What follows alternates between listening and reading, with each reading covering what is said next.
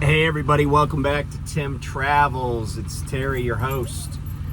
I'm still sitting where I was last night. I'm here in what's the name of this town? I don't know. It's a Love's off of I-69 in Kentucky. I apologize. Oh, I don't know. But I have to pick up the road in Robards. But that pickup's tonight. That's going over to Russellville, Arkansas.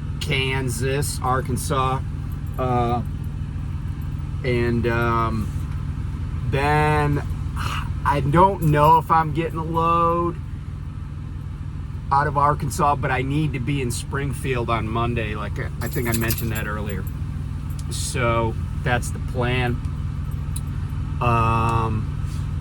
Yeah, that's about it. What I'm doing after that, I don't know. So I was, I've obviously been, not obviously, but somebody asked me, I don't know, a few days ago, or maybe, well, it might have been a couple of weeks ago in a comment, they said, hey, what do you think about this Israeli-Hamas thing, war going on? And I said, well, my opinion is that I don't find it acceptable that civilians are attacked and murdered and taken hostage by Hamas. But I think I heard an analyst say, where's the effect of it? It feels pretty good to punch the oppressors in the mouth. And there's a lot of moving parts here. And I don't like to attribute anything to people just by association. I mean, my mother used to say you're judged by the company you keep, or maybe she didn't say that, maybe somebody else said that, but I'm pretty sure my mom said something to that effect. And but Hamas is the governing kind of like entity in Gaza. And I will say Gaza is the and by the way, I've been to Israel a few times. I've also been to Jordan, to Egypt. Well, I mean, I've been to Saudi Arabia, Oman, Qatar, Bahrain, Pakistan. But I will say this about Gaza. It is one of the most impoverished places in the world. It's also one of the most densely packed areas in the world in terms of people just piled in there. And the average, and let me say this too.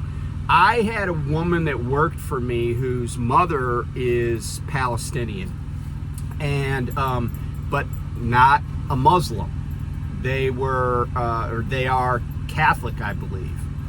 And so when a lot of people say, oh well, they're bashing Muslims or whatever, there are a lot of people that live in Gaza that are not Muslim. They are Palestinian, but they are not Muslim. And so that's kind of the the underlying thing. But I think the other thing that needs to be mentioned is that when you're hunting for a tiny group of people, relatively speaking, who are bad actors, like blowing up the whole damn place is probably not going to win you any friends.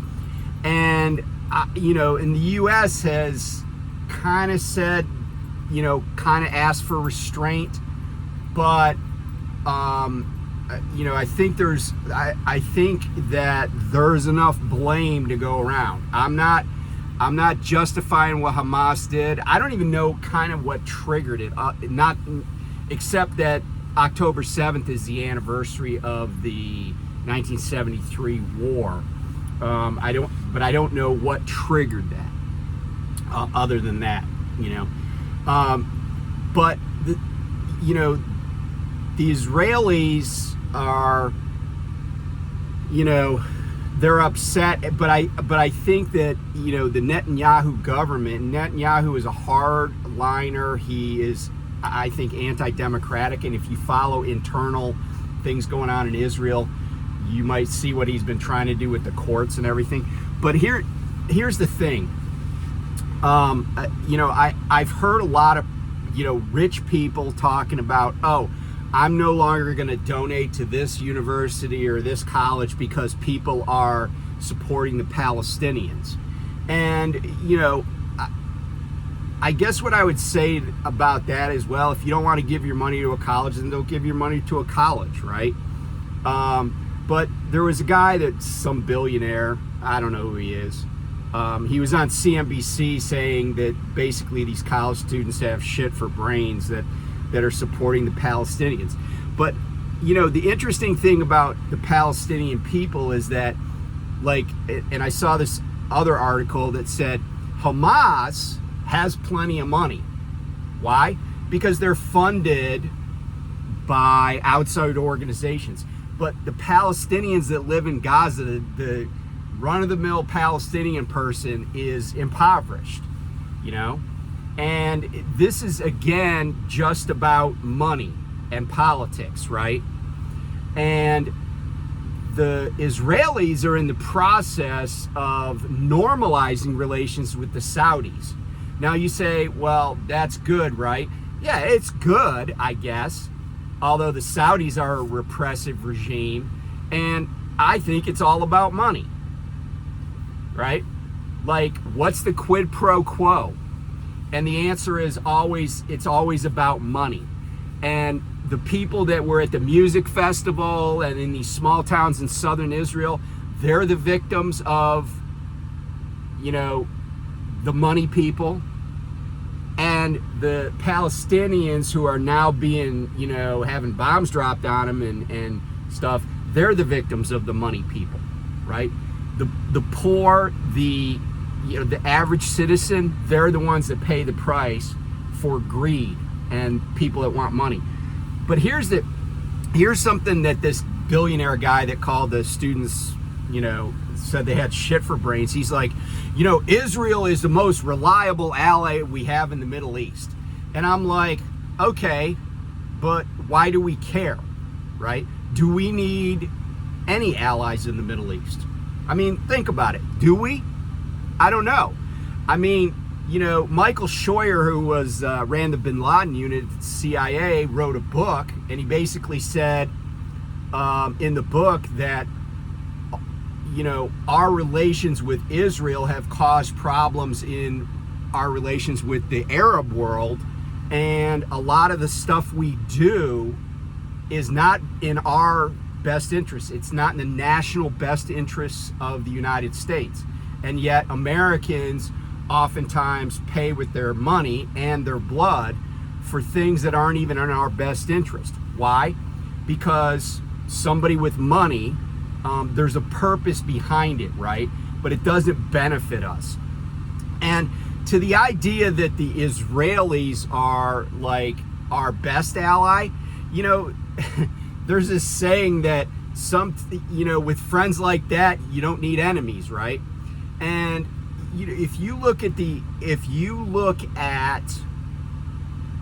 Israeli state, the state of Israel, and their actions over decades, you know, you might start to see that they're only out for themselves, and that's okay, right? That's, I mean, in a way, that's how it should be. That's how the United States should act, and that's how other countries could act, should act, and should be expected to act. And one thing I'm referring to, and this has bothered me, you know, for 40 years, is the what is called, euphemistically called, the Liberty incident. So the USS Liberty was a Liberty ship, and Liberty ships were built during World War II, and they carried supplies, and they were a huge part of our logistic effort during World War II. And a lot of them were decommissioned, scrapped, sold. They were built cheaply. They carried a bunch of stuff, troops, supplies, and then we didn't need them. They weren't really warships. They were supply ships, passenger ships with a few machine guns, but they were all U.S. Navy ships.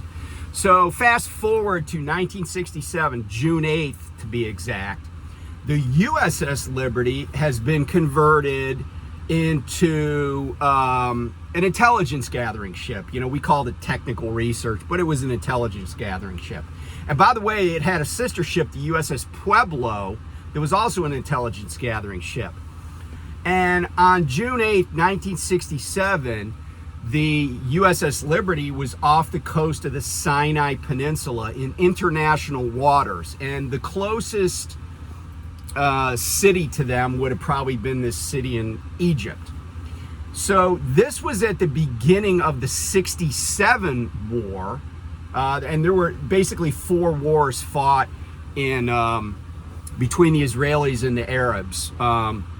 The 56 war, I take it back, 1948, so right after Israel became a country, because it was created out of Palestine after World War II. So 1948, 1956, 1967, and 1973. I mentioned the 73 anniversary, referring to the Hamas attacks. So this is right when the 67 war was starting. And the Israelis attacked the USS Liberty with military aircraft and motor torpedo boats. And the USS Liberty was barely armed. Like, there's probably people that got as many guns in their basement as the Liberty had. The Liberty had I think like 150 caliber machine gun or something. I mean, it just didn't have arms, right? No missiles, no bigger guns, no way to really defend itself against anybody that wasn't like in a canoe, you know?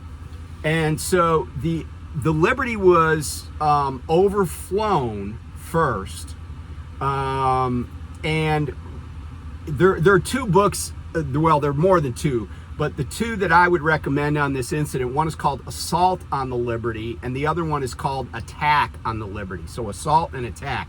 I've read the Assault book. That was the one that was written probably in the late 70s, early 80s, because I read it around 1981. The one Attack on the Liberty was written in like 2009, so it's been updated. I haven't read that. But anyway, Liberty is overflown first, and the captain orders the battle colors to be hoisted on the ship. Now, for those of you not initiated in the Navy stuff, when a ship is underway, when a ship is in port, the national ensign is flown from what is called the flagstaff, and it's mounted on the stern of the ship. On the front is the jack staff, and that's where the Union Jack is flown. Okay, so underway, the ship flies a flag off of its mast, generally above the bridge, amidship, somewhere in that area, right? They fly an American flag. But if a ship is going into battle, then they fly an American flag, a U.S. flag, that is significantly larger. Like, it's huge. It's like Camping World huge. Maybe not that big, but it's a very big flag. It can be seen, and the purpose behind it, this dates back to sailing ship days. The purpose behind it is so that in close combat where there was cannon smoke and stuff, you could see you could see it was your Navy's ship, essentially. But the battle ensign is flown in combat. And so the captain orders the battle ensign to be run up because he's worried that the Israelis might mistake his ship for a hostile ship. So lo and behold, the battle ensigns run up, and then the Israelis attack, right? And the Israelis attacked multiple times, not just once, but more than, like at least twice with aircraft and at least once with motor torpedo boats.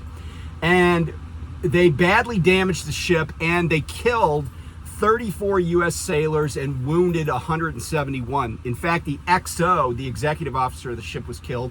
And a friend of mine, his father was killed on the Liberty, and, you know, he never really knew his father. He's a little bit younger than me, and he was a little kid, very little kid, like maybe 1 or 2 years old when his father was killed on the Liberty. But his father was like a crypto tech. So anyway, you know, the United States was like shocked and incensed, but we basically accepted this lame ass apology from the Israelis. And no one who understands the military, especially the Navy, thinks this was a mistake. The Israelis were always like, "Oh, sorry, we thought it was an Egyptian ship." It was not a mistake. They attacked repeatedly in international waters, and this was not a mistake. The evidence just does not support that. And then there was this, you know, insignificant payment, like $3 million, $4 million to the U.S. government. Families got some money, but you know, and that's supposedly our ally, right? And here's the thing, right? Like, I can't ever recall an incident where we were attacked by an ally like that ever, anywhere, you know, at all, right? And so, you know, and let me just say this about the Israeli-Hamas conflict, right? There's this notion in the United States, and it's wrong, and there are plenty of Jews who have spoken out about it, but the idea that criticizing the state of Israel for their actions, for what they do, is somehow anti-Semitic is like saying that if a Jewish person crashes into you and you sue them, you know, for crashing into you, that you're somehow anti-Semitic, okay? Israel is a nation, right? I've been to Israel, like I said, several times, and it is the Jewish state. It was created after World War II as a safe place for Jews to be. But this idea that we can't criticize the Israelis because somehow it's anti-Semitic is hogwash, okay? It's like saying that if you criticize the United States, you hate Americans. That's also false, right? I've been all over the world, and you know, I've been to places where governments and organizations are highly critical of the United States and its policies. But I was welcomed with open arms. People wanted to give me meals and feed me, right? The Jews are people. Israel is a country. It has a government. It doesn't matter who is, you know, what religion somebody is in their government. If they do something that's inconsistent with the best interests of my country, then I would probably, you know, I'll probably say something about it, okay? And, you know, the same thing, I mean, look at I mean, if you're objective about this, you understand what I'm talking about. So anyway, that's a little history lesson on our best ally in the Middle East. You know, they might be our best ally, but it doesn't mean they're a great ally, okay? That's just how it is. Okay, so let's talk about some trucking stuff. I had somebody the other day ask, they're like, man, you prime reefer guys seem like you're like running the night train, or you know, you're always working at night. Do you have to, you know, do these appointments at 1 o'clock to 4 o'clock in the morning? And, you know, the answer is kind of twofold, and it's a little more nuanced than you might think. And I share this with you because if you go to any company that you run reefer, the odds are you're going to work a very irregular schedule as compared, you know, and then I would say like dry van, you're going to have a little bit more predictable schedule. You're going to sleep more at night. And then, you know, flatbed, those guys are solar powered, right? As Lyle would say, like they're just working days. And a lot of it just has to do with the industries that you serve, you know? So I certainly drove overnight lots of times when I ran dry van. But I will say that I didn't have, I would drive overnight, but I didn't necessarily have appointments to deliver in the middle of the night. Now, occasionally I would be carrying something that was going to get delivered to a grocery distributor, and I'd have some appointment at 3:30 in the morning. But it wasn't the norm. A lot of places it was like they were open, 7 to 7, 07 to 1900, right? I picked up during the day, I delivered during the day, or close to it, but not like in the dead of night. But here's the thing about Reefer. We, a lot of times we do pick up during the day. There are certain shippers, like I'm going to Tyson today. They give you, and if they're a big shipper and you work for a big refrigerated carrier like Prime or Hirschbach or Knight Refrigerated or Swift Refrigerated or, companies like that, you're gonna have a lot of drop and hooks. But because they're dropping hooks, right, they're working through the trailers, they're working through the loads that have to go out, and it could be ready any time of the day or night. Now, my window for this load is, I think it's like 21:30 to 23:30, which is a pretty narrow window. But I'm not going to get on the road because I'm like 15, 16 miles away. I'm not going to get on the road until I know that load's ready, right? Because I don't want to start my clock. So a lot of these places you have numbers to call. Now, I will tell you that it's some of these meat packers, and so when I say meat packers, I mean any kind of animal flesh, right? So chickens, and I think there is a distinction between poultry and like pork and beef that some people make. I don't make it. It's just meat packing to me. But at some of these places, like I'll give you an example. JBS I think it's JBS in Grand Island, Nebraska. I don't mind taking a load out of there because I love going to Grand Island because it's got like my favorite Asian place to eat, sticky rice. And I'll find a way to stop at sticky rice even if I don't have a load. Like the last time I was in Nebraska, I stopped at sticky rice, drove into town, found a place to park my semi because I wasn't just bobtail, and still went to sticky rice. That's how much I love the place. But anyway, the last time I picked a load up at JBS in Grand Island, and this is not uncommon, my window was like 18 hours. And the load still wasn't ready in that window, right? Like, I called at the end of the window. I called throughout the window. I call at the end. Nope, still not ready. And so then I was just like, all right. And I was on the call list. Like, a lot of these places will let you, like JBS in Grand Island is cool because you can drop your empty whenever you get there. So you can be bobtail, makes your life easier. And then they have a call list, and you give them your pickup number and tell them the trailer you dropped and what your phone number is, and they'll call you. Now, I'm kind of proactive because they get around to calling you when they get around to calling you. But that's just the nature of the business, right?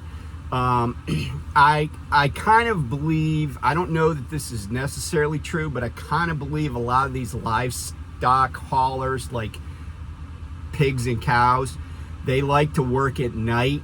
Not always, but a lot of I see more of them on the road in the middle of the night, especially out west, than I do during the day. I don't know if that's because they're worried about animal rights activists, or maybe they think it's a bad look. I don't really know. But anyway, that's my just casual observation. But if you're doing reefer, you're probably gonna run at night. And if for some reason you don't want to run at night, or, you know, and when I say run at night, I don't necessarily mean you can't arrange your schedule so you drive mostly during the day, but you're still going to have those deliveries at night. And part of the reason that happens is and you'll notice this when you go to places, they need to get, like if it's let's say it's a performance food group, Cisco kind of place where they distribute food, they have to deliver to their customers, like restaurants and small convenience stores and stuff. They have to deliver during the day. So what that means is they have to load their trucks at night. So a lot of times what you'll see is their trucks get loaded at like 8 o'clock to like 2 in the morning, 8 at night to like 2 in the morning. And then at 2 in the morning, that's when their trucks start to pull out or get moved away from docks, and then you go into docks to get unloaded, and the stuff that's unloaded from you is going to be put on their trucks the following evening. So a lot of times it's just when dock space is available.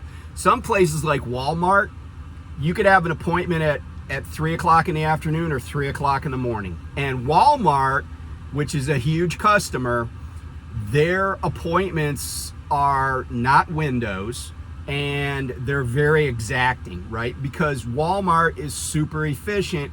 And the great thing about Walmart appointments, though, is when you show up for a Walmart appointment, you're going to get unloaded pretty soon after you get there. You know, I went to a place recently where I had to pick up a load, and I was there for 12 hours because they just didn't have the people to load the trucks. But when you go to Walmart, if you have a 3 o'clock in the morning appointment, the vast majority of the time you're going to be done by around 6, which, you know, that's 3 hours. That's not a bad offload. And some loads take longer than others. I had a candy load, and you know, candy loads, they pay okay, but they're tiny. You know, the number of SKUs, the number of line items on that bill, sometimes is going to be hundreds and hundreds of different stock numbers, different SKUs. And they're going to inventory that when it comes off your truck. So you're going to be there for a long time. I was at a place one time, it was over 8 hours, and I went inside to ask about it, and the lumpers had unloaded the truck, but they weren't the ones inventorying. I guess the company didn't let lumpers inventory candy loads. So I go in, and they're like, oh yeah, you got to check with the grocery people, I think Price Chopper.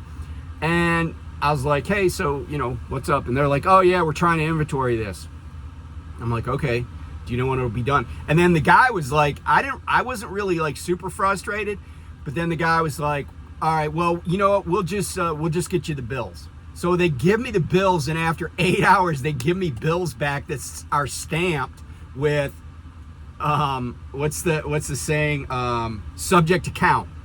So that means that after waiting for 8 hours at this loading dock, I still didn't have bills back that said I delivered what was on the bills of lading. I didn't really care because I can leave with those kinds of bills. But because you'll get a subject to count on bills that where it's a drop and hook, like at Walmart, for example. But you don't care because you got the bills back. You can put in your paperwork. So anyway, if you're thinking about coming to trucking and you don't like being up in the middle of the night, then I would say don't come to Reefer.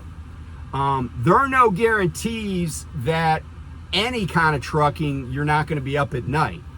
But if you handle temperature control, and especially if you handle food, probably anything temperature control, you're going to be working nights. You're going to be schlepping across parking lots at 3 o'clock in the morning when it's really cold to walk your bills inside to some place somewhere, and there's going to be 50 other truck drivers doing the same thing. That's just the nature of the business with refrigerated. That's the downside. I don't have enough time in this video to discuss all the upsides, things I like about Reefer, but you should know if you do refrigerated, you do temperature control, you're going to work nights. So anyway, thanks for tuning in. I'll talk to you soon.